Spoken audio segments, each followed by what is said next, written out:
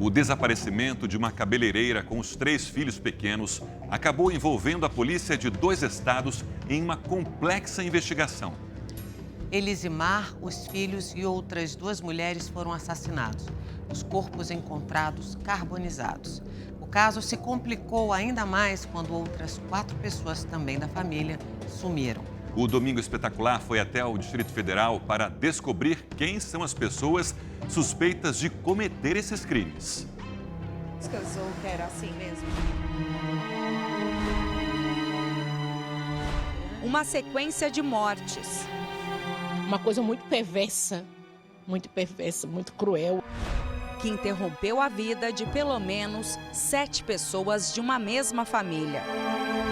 Crimes sem explicações que podem ter feito mais vítimas. Nós lidamos com pessoas ainda desaparecidas.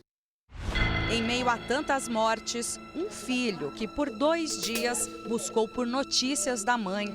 Ligamos, nada. Aí já comecei a ter precisamente de filho, né? Senti que a mãe tá em risco. 400 mil. Uma vida vale 400 mil. As primeiras imagens do lugar que pode ter sido o último endereço das vítimas.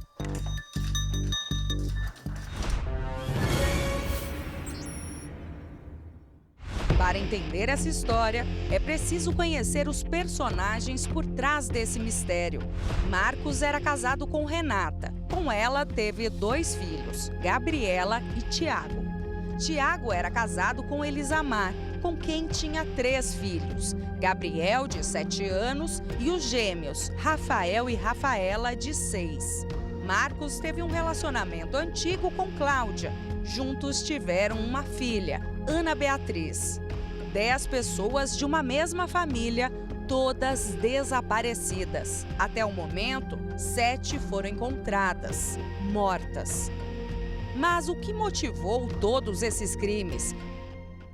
Uma família foi estilhaçada, né? Ceifada por completo.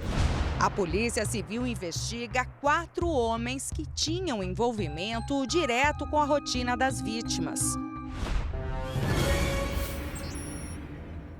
A investigação começa no dia 12 de janeiro, com o desaparecimento de Elisamar. Ela era dona de um salão de beleza. Foi vista pela última vez saindo de lá, acompanhada dos 3 filhos. A pedido do marido Tiago, ela iria para a casa da sogra, Renata, neste condomínio na região de Paranoá, em Brasília. No dia seguinte, 4 corpos. O dela e o das 3 crianças foram encontrados em um carro carbonizado em uma rodovia na cidade de Cristalina, em Goiás. O filho de Elisamar, de outro casamento, não consegue entender o que aconteceu com a família. Tenho muito o que dizer para você, porque... Cadê meu irmão, né? Na madrugada do dia 15, a Polícia Civil encontra mais um carro, ainda em chamas, na BR-251, em Unai, Minas Gerais. Dentro dele, 2 corpos femininos. No dia 15 de janeiro, a família registrou o desaparecimento de outras 4 pessoas. Tiago, marido da cabeleireira, o pai dele, Marcos, e a mãe, Renata, e a irmã, Gabriela. Também foram registrados o desaparecimento de Cláudia e Ana Beatriz.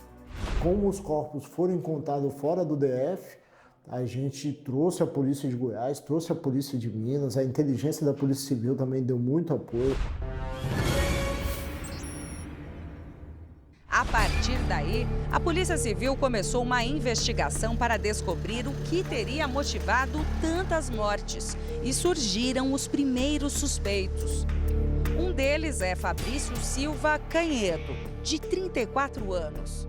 Ele aparece nessas imagens em um posto, enchendo um galão de gasolina, combustível que, segundo a Polícia Civil, seria usado para colocar fogo nos carros das vítimas. A Polícia Civil também chegou até Gideon Batista de Menezes, de 55 anos. Ele era amigo de Marcos. Os dois moravam no mesmo terreno. Ao ser preso, Gideon tinha marcas recentes de queimadura no corpo, principalmente nas mãos e braços. Durante a audiência de custódia, ele explicou o que teria acontecido. Parece que queimadura no seu punho, algo assim. Sim. Você já estava com essa lesão anteriormente? Não tem nada a ver com esse fato? Eu me queimei no domingo. O delegado acredita que as queimaduras são indícios fortes de que Gideon estava diretamente envolvido no crime. Nós chegamos para prendê-los, por coincidência o Gideon já estava com as mãos no corpo todo queimado. E aí bateu, falou, não, é o cara. Horácio Carlos Ferreira Barbosa, de 49 anos, é o outro suspeito. Essas pessoas, os executores desse crime, eles moravam na mesma chácara, frequentavam a mesma casa, conheciam as crianças, conheciam as filhas e conhecia Marcos e Tiago. A chácara passou por uma perícia detalhada. A casa é bastante antiga, bagunçada, dá para perceber que os móveis também são antigos. Esse quarto, segundo a investigação, estava bastante bagunçado quando a polícia chegou pela primeira vez. Acredita-se que os criminosos reviraram o quarto procurando dinheiro vivo. A Polícia Civil procurou por impressões digitais. Até carcaças de carros abandonados foram periciadas. Durante o depoimento, Horácio disse à polícia que os mandantes do crime seriam Marcos e Tiago, pai e filho, e que os dois queriam se livrar do resto da família. Eles foram na cena do crime e sufocaram, ajudaram a tirar o fogo. Depois, no outro crime, eles foram de novo, mostrou a posição deles no carro. Diante dessa informação, os investigadores saíram em busca de pai e filho.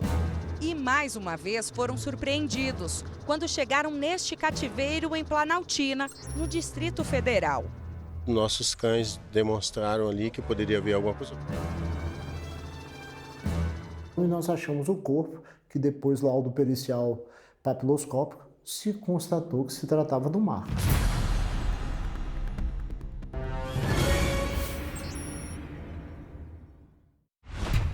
O lugar onde o corpo de Marcos foi encontrado se tornou o centro das investigações. A Polícia Civil acredita que neste local podem ter passado outras pessoas da família. Os documentos de todos os 10 desaparecidos e mortos também foram encontrados no cativeiro. A nossa equipe foi a primeira a entrar no cativeiro. Era madrugada e conseguimos acompanhar de perto o trabalho dos peritos. Uma casa simples, alugada, de 2 cômodos, sem nenhum móvel. Segundo a polícia, Cláudia, Renata, Gabriela e Ana Beatriz ficaram no cativeiro de Planaltina por cerca de 10 dias. Essas 4 vítimas, elas eram extorquidas no sentido de senha, transferências bancárias. Eles falam que não tiveram êxito. Usando o celular das vítimas, os suspeitos mandavam mensagens para que ninguém desconfiasse do sequestro. E algumas vezes eles chegaram a passar áudio por elas. A gente acredita que elas estavam subjugadas, até porque a família estranhou, essa voz não era dela, o assunto não está pertinente com o que a gente estava falando. Com o uso de luminol, os peritos descobriram vestígios de sangue pela casa. Aqui dentro, além de uma marca de sangue ali na porta, foram vistos também respingos aqui nessa parede, entre a sala e a cozinha. E foi aqui que as 4 mulheres, Renata, Gabriela, Cláudia e Ana, ficaram por cerca de 10 dias, amarradas, vendadas e sendo torturadas psicologicamente. As equipes de investigação passaram a semana tentando descobrir O que teria motivado a morte de tantas pessoas da mesma família? Aos poucos, as peças desse imenso quebra-cabeças começaram a se juntar. O fim é patrimonial. Eles queriam dinheiro. Segundo a Polícia Civil, os suspeitos sabiam que algumas pessoas da família poderiam guardar dinheiro em casa e criaram um plano para eliminar todos e conseguir ficar assim com a chácara onde Marcos morava. A Polícia Civil segue à procura de 3 pessoas da família que estão desaparecidas. As buscas continuam para a localização do foragido Carlomando Santos Nogueira. Gideon, Horácio e Fabrício passaram por audiência de custódia e permanecem presos temporariamente por 30 dias aqui no Distrito Federal. Solução que não diminui a dor de quem, de uma hora para outra, perdeu praticamente toda a família. Perdi minha mãe. Por causa de dinheiro. O que eles fizeram com a minha mãe e com meus irmãos. E com o pessoal, né, da família. Eles vão ter que pagar por isso. Mas eu tenho que seguir, né? Tem que seguir.